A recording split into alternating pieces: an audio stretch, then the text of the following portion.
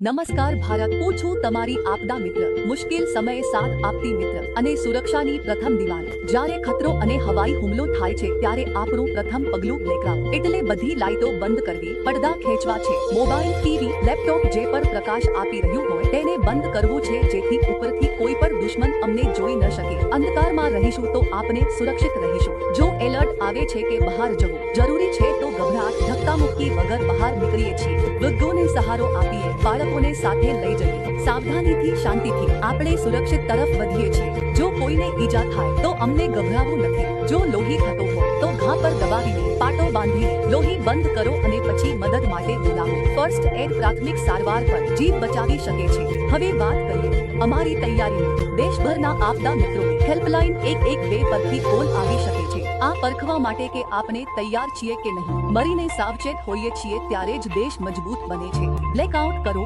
જરૂર પડે તો બહાર નીકળો, ઘાયલની મદદ કરો અને અંતે દેશની જીતમાં વિશ્વાસ રાખો. વંદે માતરમ.